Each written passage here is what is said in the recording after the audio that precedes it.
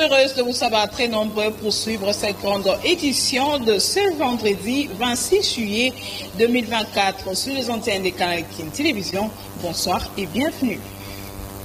Débutons cette session d'information par le chef de l'État, Félix-Antoine Tshisekedi Tshilombo, qui s'est entretenu avec une délégation du ministre des Affaires étrangères de la Pologne, et cette délégation condamne avec la dernière énergie l'agression dont est victime la République démocratique du Congo de la part du Rwanda. Suivez ces reportages de nos confrères de la presse présidentielle.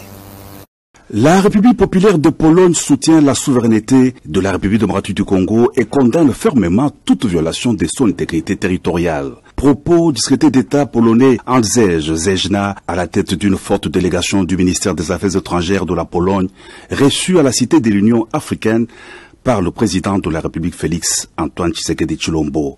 C'est une visite qui s'inscrit dans le cadre du raffermissement et du développement de relations bilatérales entre Kinshasa et Varsovie, a indiqué l'homme d'État polonais. Pour Andrzej Zejna, la RDC a un grand rôle à jouer en tant qu'une grande puissance régionale. Nous percevons la République démocratique du Congo en tant qu'une puissance régionale en Afrique centrale. De plus, nous sommes confiants que la RDC jouera un rôle de plus en plus important, non seulement dans la région, mais aussi au niveau global, tant sur le plan politique qu'économique, que ceci portera davantage de sécurité et de prospérité pour le peuple congolais. Nous désirons que la Pologne apporte sa contribution à ce processus par la voie de partage de notre expérience et un esprit de partenariat réel. Je voudrais souligner que nous avons signé aujourd'hui au siège du ministère des Affaires étrangères mémorandum et les consultations à Kinshasa grâce à mémorandum et Varsovie au niveau des ministères prendront désormais un caractère plus systématique. Ce cadre de consultation facilitera d'améliorer l'échange régulier d'opinions sur tout sujet d'intérêt mutuel. Ce qui est vraiment important pour la République, nous soutenons sans équivoque la souveraineté de la RDC et condamnons fermement toute atteinte à son intégrité territoriale. Nous analysons les conclusions du groupe d'experts des Nations Unies qui indiquent que les groupes d'armées actifs en RDC reçoivent un soutien direct d'autres pays. Cette situation est très préoccupante et doit être éradiquée pour éviter le conflit ne s'attend davantage. La Pologne condamne l'agression étrangère du territoire de la RDC. Cette question est celle de la redynamisation de la coopération bilatérale entre les deux pays. Seront au menu des échanges lors d'une prochaine rencontre du président polonais Andrzej Duda et congolais Félix-Antoine Tshisekedi Tshilombo, rencontre annoncée par le secrétaire d'État polonais. Et en outre, la première ministre Judith Suminwa Tuluka a représenté le chef de l'État Félix-Antoine Tshisekedi Tshilombo à la rentrée judiciaire de la Cour de compte. Suivez ces reportages.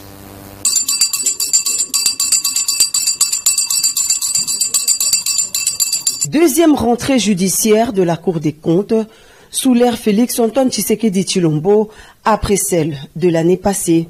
Une cérémonie solennelle organisée à cette occasion dans la salle des spectacles du Palais du Peuple en présence de la première ministre, chef du gouvernement, Madame Judith Suminwa, représentante personnelle du chef de l'État. Un exercice constitutionnel pour cette institution supérieure de contrôle des finances publiques de l'État. Comme le veut la tradition, le procureur général près la Cour des comptes a prononcé une mercuriale axée sur la gestion publique pour la consolidation et la cohésion des institutions nationales. Dans son discours, le président de la Cour des comptes, Jimmy Munganga, s'est apaisanti sur la mission principale de cette institution qui est celle de s'assurer du bon emploi des deniers publics et d'en informer les citoyens. Engagé résolument sur le chemin de la lutte contre la corruption, en s'inscrivant en droite ligne du combat déclaré par le magistrat suprême contre ce fléau qui, comme un cancer, mine les finances publiques et toute l'économie nationale.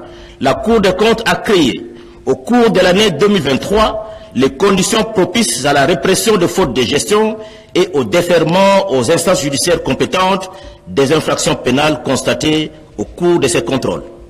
Exerçant son rôle spécifique, celui d'auditer et de mettre hors d'état de nuire les indisciplinés budgétaires et financiers qui nuisent à la bonne marche du pays, le président de cette Cour a fustigé la disposition légale régissant actuellement l'institution, laquelle disposition instaure un intermédiaire politique entre la Cour des comptes et les juridictions de l'ordre judiciaire, d'où ce plaidoyer à l'endroit du législateur pour que la Cour soit dotée d'un arsenal juridique adéquat afin de bien mener son combat. Parce que nous sommes partenaires à la Cour des comptes et l'Assemblée nationale.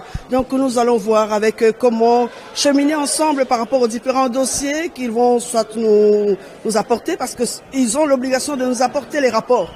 Et de ces rapports-là, nous devons les exploiter et voir dans quelle mesure trouver des solutions ensemble. Mais nous allons faire de notre mieux parce que nous avons besoin de leurs compétences. Autre temps fort de cette séance, c'est la remise du rapport annuel de cette Cour exercice 2022-2023 au président de la République par l'entremise de sa représentante, Madame la Première ministre.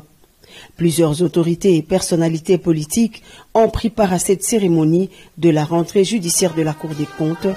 Une photo de famille a sanctionné la fin de l'événement. Restons toujours à la primature. Le secrétaire d'État polonais affirme à la première ministre Judith Suminwa-Tuluka l'attachement de son pays à la souveraineté et à l'intégrité de la République démocratique du Congo. Commentaire. C'est le renouvellement de la coopération bilatérale entre Kinshasa et Varsovie.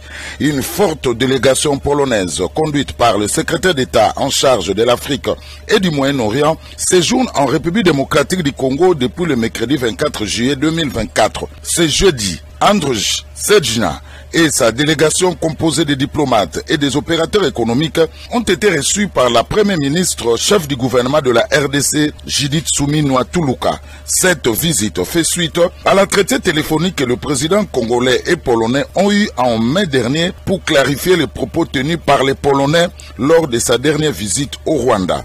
Le président polonais avait par la même occasion exprimé sa volonté de promouvoir et développer les excellentes relations entre la RDC et la Pologne. Par la même occasion, Andrzej Duda avait annoncé l'envoi à Kinshasa d'un émissaire spécial de la Pologne pour préparer l'organisation d'une mission économique polonaise pour promouvoir les échanges commerciaux et la coopération entre les deux pays. Je crois que la discussion se concentrait sur les sujets économiques et politiques.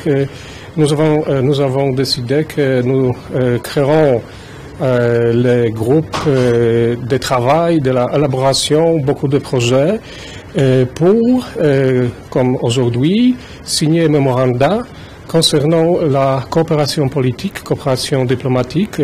Aujourd'hui, nous avons signé le mémorandum concernant développement de notre coopération diplomatique au niveau de information et au niveau de coopération intergouvernementale. Je suis vraiment très satisfait de cette visite. Je suis vraiment très optimistique. Je crois aussi que nous avons très fortement souligné que la Pologne respecte la souveraineté, intégrité de RDS. Notons que la Pologne et la RDC entretiennent de bonnes relations bilatérales dans différents domaines. En 2001, Varsovie avait proposé son accompagnement au dialogue intercongolais tenu à Sun City en Afrique du Sud. Autre chose à présent, la problématique de la congestion de la circulation au cœur de l'audience que le VPM de l'Intérieur et Sécurité, Chatma Chabani, a accordé à l'ambassadrice du Canada accréditée en République démocratique du Congo, Maryse Kulbo. Reportage de Jonas Moutou.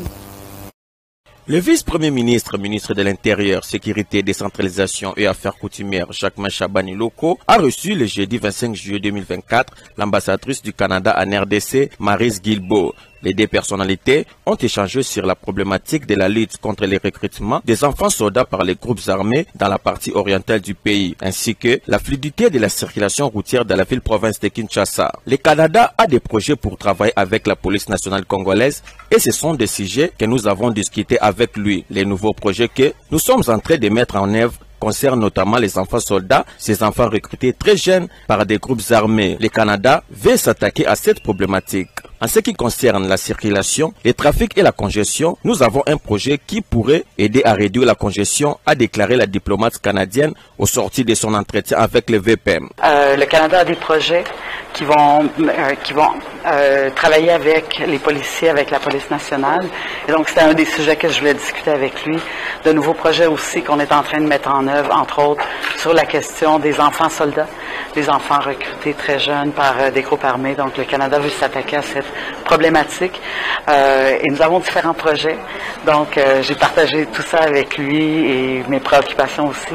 Et surtout, le remercier pour par exemple, la circulation, le trafic, la congestion. Et on a un projet commercial qui pourrait aider, contribuer à réduire la congestion. La diplomate Maryse Kilbo a également indiqué que c'est une compagnie privée canadienne qui a développé un type de caméra hors pair avec une intelligence artificielle de dernière technologie. La question de la fluidité de la circulation routière à Kinshasa et du recrutement par des groupes armés préoccupe le VPM Chabani qui s'emploie à résoudre ces problèmes pour le bien de la population congolaise.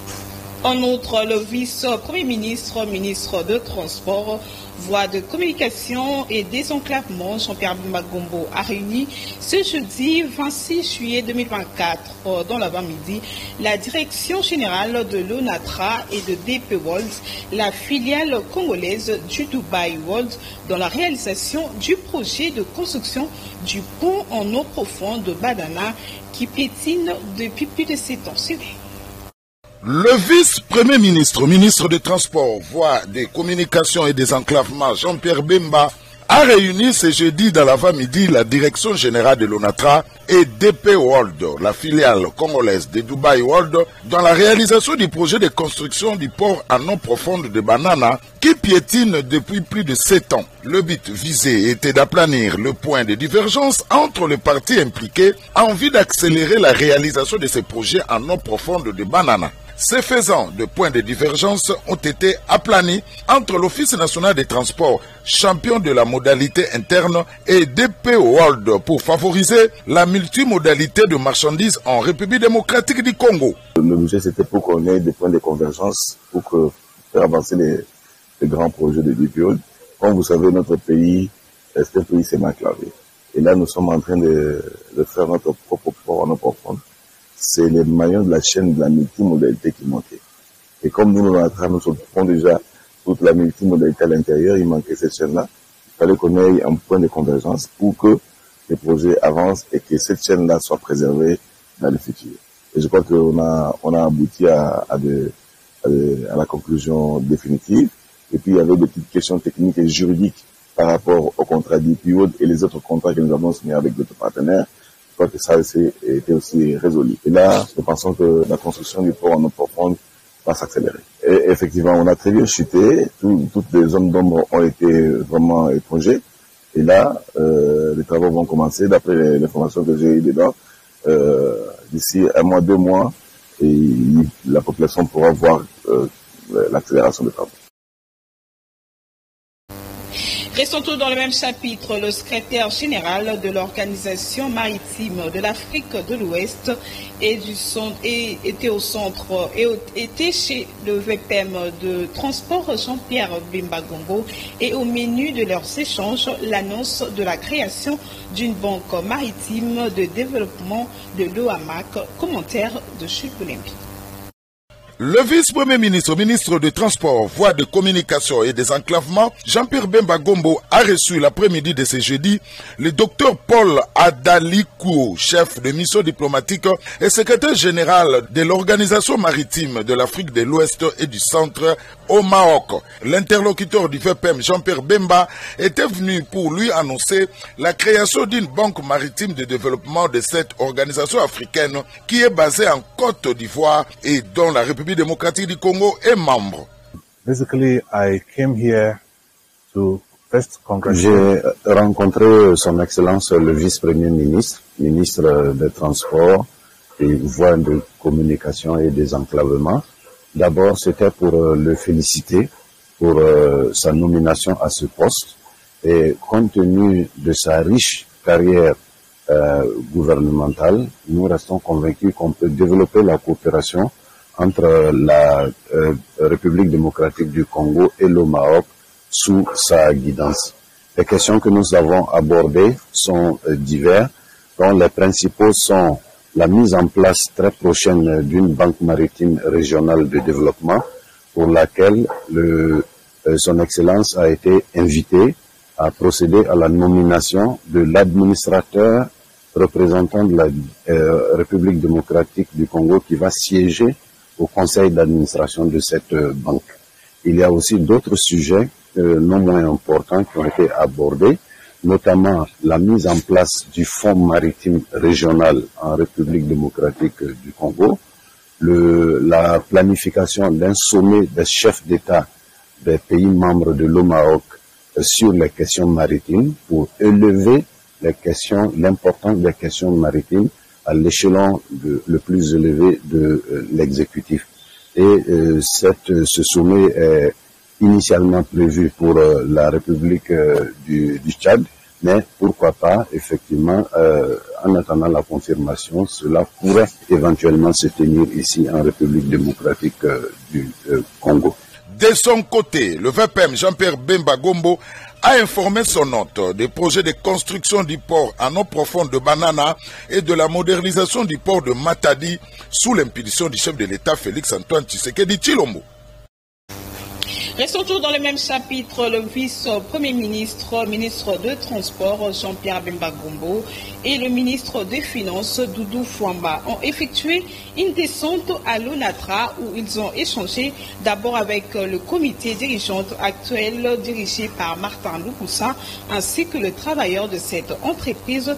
L'augmentation de salaire et les dossiers du port en eau profonde étaient au menu de leurs entretiens. Reportage de Mario Ambongo sous les images de Mikoncholi.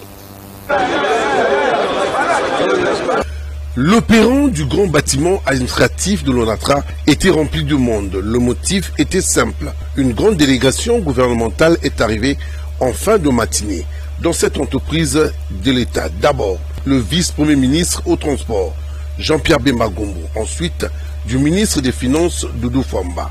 À leurs arrivées, ils étaient accueillis par le directeur général de l'ONATRA, Martin Lukusa, ainsi que de son comité de gestion. Direction, les bureaux du directeur général Martin Lukusa, où les échanges ont eu lieu entre les membres du gouvernement et le directeur général Martin Lukusa, qui en a profité pour faire l'état des lieux actuel de cette société de l'État. Avant de sortir, quelques échanges dans le cadre des informations sur le bon fonctionnement de l'entreprise se fera entre le VPM Jean-Pierre Bemba Gombo ainsi que quelques syndicalistes. Après cette rencontre avec les syndicats, direction le perron de l'ONATRA, où les attendait le gros des travailleurs. Ici, le ministre des Finances, Doudou Fouamba, va échanger directement avec les travailleurs tout en leur expliquant les avancées positives que le gouvernement de la République, à travers la vision du chef de l'État, a mis en place pour permettre à cette entreprise d'aller de l'avant. Lobi les 27 délégations Mobimba, il y a des syndicalistes na Mokambi en Atra, bazo kende na Matadi, au port et Fungwama, misale bandato modernisé port na biso, et comme aneti port ya poto. Bolingo tata mokonzi ya mboka za nango yango wana, yango asenga kaya akomaka na pouvoir, bakanga ba port ya mike. Mais kasi totali faisabilité nango, toye ko comprendre que modèle ya kotia ba port wana, baza la peu compétitif. Il faut qu'on bongisse sa port à l'État. Jamais baroui côté kaeloko à l'État. Et zali partenariat win-win. Et le directeur général de l'ONATRA, Martin Lukusa, a expliqué aux travailleurs de l'ONATRA les biens fondés de bien travailler et de croire en l'avenir, car le gouvernement est en train de mettre en place les moyens de relancer les bonnes manières de l'ONATRA qui est déjà en train de redécoller. Image et commentaire. Juste après, ce fut le tour du directeur général de l'ONATRA Martin Lokusa, qui exhortait les uns aux autres au travail. Car a-t-il martelé, l'ONATRA est en train de se relever petit à petit pour reprendre sa place d'antan dans le transport ici en République démocratique du Congo. Merci mingi na papa na biso na mama na biso ba retraité mbote ko bango soki basala musala awa te mendele lo biso tozala bakiti ya kofanda te mais bino moko boyebi difficulté ya compagnie ndenge ezali pendant 40 ans tosomba bagri te tosomba batraite tosomba biloko ya musala te nde esali ke lelo oyo nkita ya compagnie ekita makasi kita ya compagnie ezokoka lisusu kokoka biso te na tosomba biloko ya mosala na tomifuta biso moko salaire me tokangi maboko te yango lelo oyo ba effort toza kosala eza bilanga ya kafe. Ça veut dire il faut tobongisa bake na biso nyonso ezonga sika tosomba bagre tobongisa chemin de fer na biso tosomba batin nde moment wana soki ekoki bacharge na biso ekokoma moke barevenu na biso tobengaka recette ekozala likolo me ekosenga mpe basacrifice ere moko tosenga bino bolimbisi pourkui tomonaka ke so tozwi nyonso totiekaka na salaire eza komiboma biso moko mwa ndambo tolie mwa ndambo toloni wana ezali mpona bagénération po biso toza génération moko sacrifie me toza kosala mpona bajeune oyo na bana na bango bakobota nsima bakuta mpe ONATRA ndenge biso tokutaki yango tolobi boye makambo nyonso oyo tozosala awa na ONATRA tokosala ngo avec transparence na banzi boyoki chaque tongo tosaka réunion obengaka réunion financière na biso na bafinancier na ressources humaines na délégation syndicale oyo azorepresente bino mpo moto na moto ayeba epai dollar nyonso toza kobota esalaka nini ekendeke wapi. Et restons toujours à l'ONATRA. Armand Ossassé, président de la délégation syndicale, remercie le gouvernement pour le regard positif sur l'ONATRA et pour sa part, il promet de bien suivre les choses afin de mener l'ONATRA à sa destination. Encore une fois de plus, Mario Ambongo et Mikunjoli. De son côté, l'un des syndicalistes de cette grande entreprise de l'État, Armand Ossassé, a apprécié les initiatives gouvernementales et attend voir l'aboutissement de plusieurs projets, surtout celui du port en eau profonde de Banana à Mwanda. C'est dans ce cadre d'idées qu'il encourage les autorités de la République et aussi le comité de gestion de l'ONATRA. C'est la première fois la visite de son Excellence, Monsieur le Vice-Premier ministre, ministre des Transports, Jean-Pierre Bimba, de son Excellence, Monsieur le ministre des Finances, Doudou Fouamba. Vous savez, depuis que c'est toute la première fois que le ministre des Finances communique devant les travailleurs. C'était juste rendre compte aux travailleurs par rapport aux négociations qu'il y a avec son Excellence, Monsieur le Président de la République, sur les dossiers de la mise en concession du port de Matadi. Nous sommes convenus des partis syndicats, gouvernement, les mandateurs, pour que la mise en concession, au terme de mise en concession, soit un contrat gagnant-gagnant. Le paiement de 4 mois de salaire pour les travailleurs, la promesse du chef de l'État est réalisée. Pour aucun travailleur ne perdra son emploi. Et la modernisation du port de Matadi, avec comme conséquence, l'ONATRA est devenu associé. Donc, l'ONATRA fait partie des sociétés qui vont gagner à terme des répartitions des parts des actionnaires. Donc voilà, c'est très content pour le vibrant hommage au président de la République et tout en rassurant le chef de l'État. Et tous les travailleurs, nous sommes derrière lui. Nous sommes derrière le gouvernement. Rendons-nous cette fois-ci dans la province du Congo central. Le gouverneur du Congo central, Grace Bilolo, s'est entretenu le jeudi 25 juillet 2024 avec le consul d'Angola, Ismaël Donès Sebastiao. Cette réunion a eu lieu après l'arrestation par la marine angolaise de 129 pêcheurs. Le chef de l'exécutif provincial à la personne Lossé a affirmé à la presse la libération prochainement de ses compatriotes angolaises. Suivez. Bonne nouvelle pour les familles de 129 pêcheurs congolais arrêtés par la marine angolaise dans les eaux territoriales congolaises dans le territoire de Mwanda le lundi 22 juillet dernier. Grâce à l'implication personnelle du gouverneur de province, Grace Nkwanga Maswengi Bilolo, ils seront libérés dans 48 heures. C'est ce qui ressort de l'importante réunion tenue ce jeudi 25 juillet 2024 dans la salle de réunion au 3e niveau du bâtiment du gouvernorat avec la délégation du consulat d'Angola et en son siège à Matadi et son équipe composée du vice-gouverneur Prosper Ntila, du directeur de cabinet, des ministres provinciaux de l'Intérieur et de la Pêche ainsi que de quelques membres de son cabinet. Fière de cette issue heureuse, l'autorité de province a personnellement confirmé la bonne nouvelle à la presse. Nous avons échangé sur le cas de nos compatriotes arrêtés en Angola et je peux rassurer la population du Congo central que nous avons gain de cause. Le patron de l'exécutif provincial du Congo central promet de suivre de très près ce dossier jusqu'à la libération effective de ses compatriotes, tel que convenu, notamment avec l'envoi sur place d'une délégation conduite par le ministre provincial de l'Intérieur et Sécurité.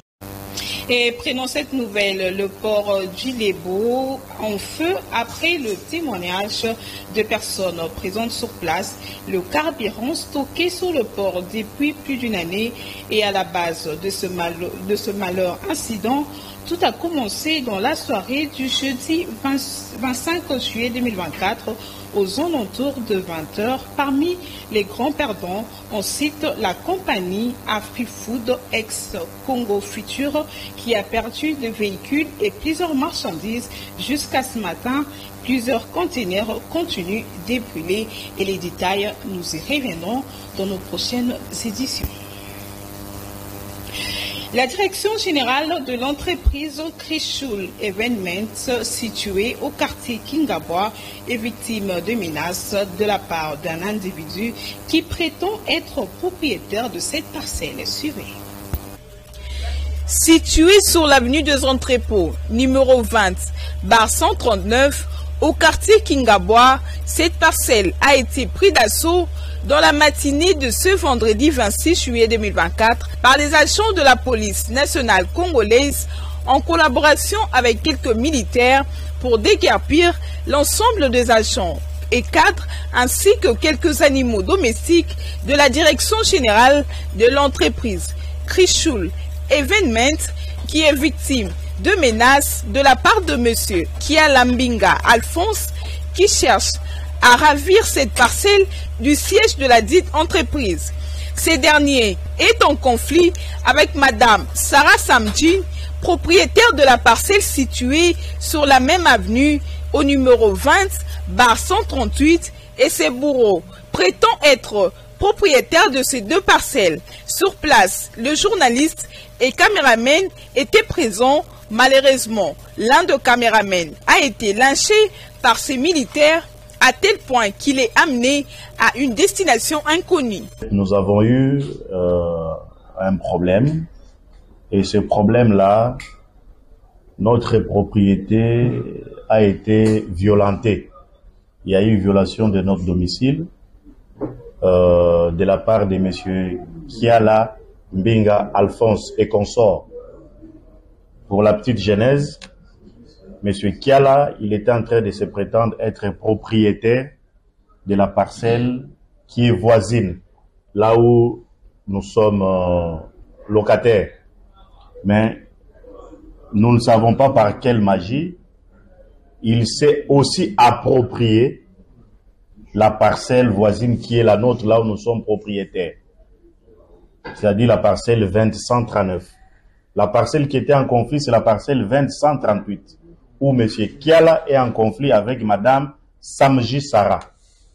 Mais il se retrouve aujourd'hui en train de dire et d'indexer notre parcelle qui est au numéro 20-139 en disant que c'est sa parcelle à lui.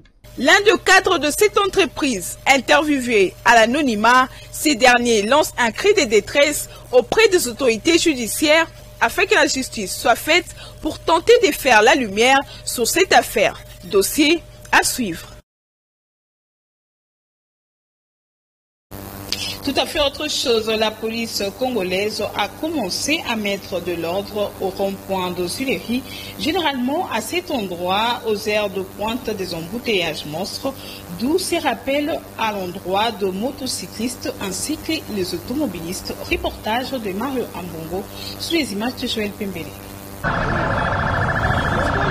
Véritable tourniquet pour les personnes qui empruntent le rond-point des Huileries. Les motocyclistes ainsi que les automobilistes s'entassent ça et là, sans ordre de stationnement, pas autorisé, des arrêts à tout bout de champ. Ce qui occasionne un désordre indescriptible pendant la journée. Voilà le décor au quotidien du rond-point Huileries. Ngangolo Mavotu Odon, commandant groupe PCR, commissaire principal, le colonel est descendu sur place pour essayer de mettre de l'ordre. Dès son arrivée, des ordres ont été donnés aux automobilistes ainsi qu'aux motocyclistes qui ont fait du rond-point Huileries leur véritable jungle. Aujourd'hui, le rond-point Huileries est en train d'afficher une nouvelle figure. Et pour une fois, l'ordre est en train de régner ici, à ce rond-point. Mais le souhait des populations est de voir cette situation perdurer. Car ce carrefour est très fréquenté et l'excès d'embouteillage ralentit le bon fonctionnement du quotidien des Quinois qui empruntent cette principale.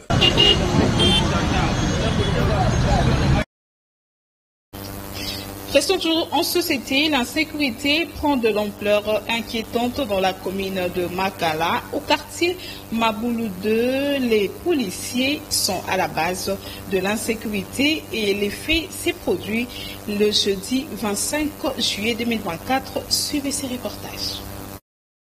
L'insécurité prend de l'ampleur dans la commune de Makala. Nous sommes sur l'avenue Otanga, quartier Maboulou 2. Les faits se sont produits le jeudi 25 juillet 2024 aux alentours de 19h30 après la publication des résultats des examens d'État. Selon les témoins de l'événement, les policiers du Souciat Kinkosi ont agressé plusieurs personnes tout en leur ravissant leurs biens. Tabassé les autres victimes. Selon les témoignages recueillis auprès de ces victimes, ces policiers étaient au nombre de 6. Ils étaient accompagnés d'un maître volontaire et l'un des victimes, étudiant à l'INBTP, qui était juste devant l'entrée de la parcelle. Ces policiers l'ont arrêté arbitrairement tout en les tabassant. Après avoir maltraité,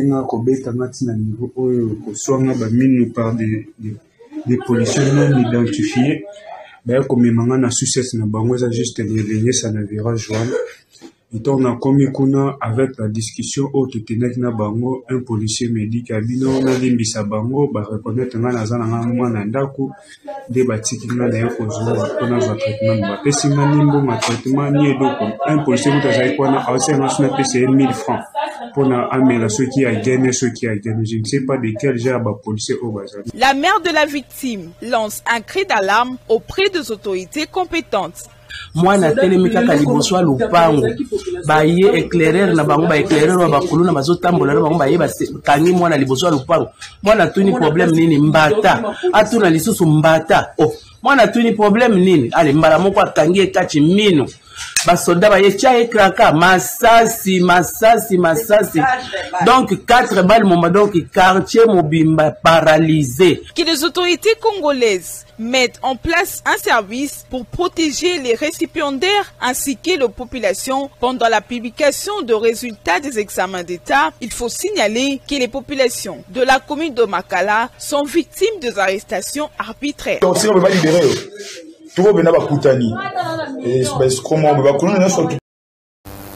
C'est par cette note que nous mettons un terme à cette grande édition du soir. Si vous avez aimé, dites merci à Koupar Brula, Bénédicte Diabangama, Suleiman Mboyo, Tunibinda.